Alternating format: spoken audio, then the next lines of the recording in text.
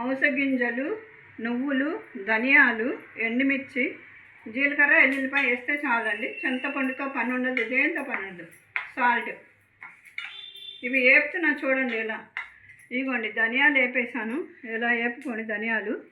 ఇదిగోండి నువ్వులు కూడా చటాపట అనే వరకు ఉంచుకోవాలండి. అవిసె గింజలు కూడా అంతే.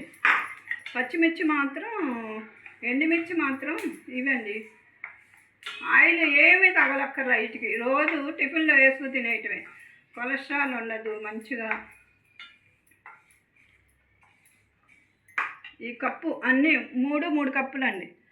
ఈ కప్పుతో అవిసె గింజలు, ఈ కప్పుతో ధనియాలు, ఈ కప్పుతో ఇవి నువ్వులు.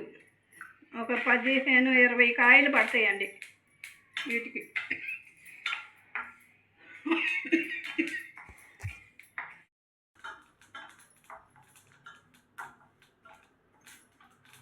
ఇవన్నీ అవిసె గింజలు వేగిపోయినాయి, చటపట అంటున్నాయి చూడండి.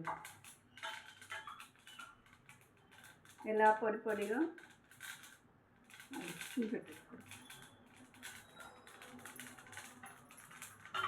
వేగినాయి అండి. ఇవి కూడా వేసిపోయినాయి. ఎండుమిర్చి వేసుకొని అప్పుడు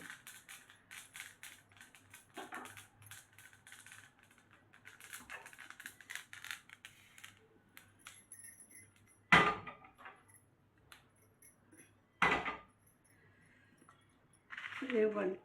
వాటికి ఒక 15-20 కాయలు పడతాయండి. వట్టిగానే ఏమి వేయొద్దు. బాగా కాలినాక ఇవన్నీ కలిపి మిక్సీ పట్టేయటమే. చింతపండుతో పని లేదు. జీలకర్ర, ఎల్లుల్లిపాయ, సాల్ట్.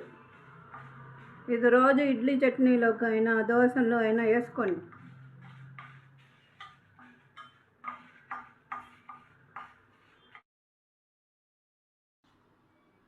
ఇదండి అవిసె గింజల పొడి మిక్సీ వేసాను చూడండి. కారము చాలా బాగుంటుంది. 3 కలిపి మిక్సింగ్ వేసాను. 3 అంటే అవిసె గింజలు, నువ్వులు, ధనియాలు, ఎండుమిర్చి, జీలకర్ర, ఎల్లుల్లిపాయ.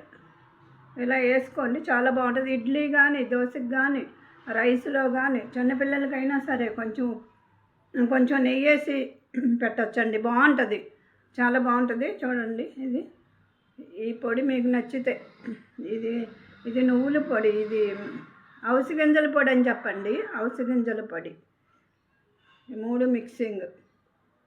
ఇది నచ్చితే మీకు, ఈ పొడి నచ్చితే లైక్ చేయండి, షేర్ చేయండి, సబ్స్క్రైబ్ చేయండి. ఇది అందరికీ షేర్ చేయండి. చాలా బాగుంటుందండి. కొలెస్ట్రాల్ ఉండదు. మంచిగా రోజు టిఫిన్లోకి మనం ఎన్ని ఇడ్లీ చట్నీలు చేసుకున్నా ఇది మాత్రం వేసుకోండి, చాలా బాగుంటుంది.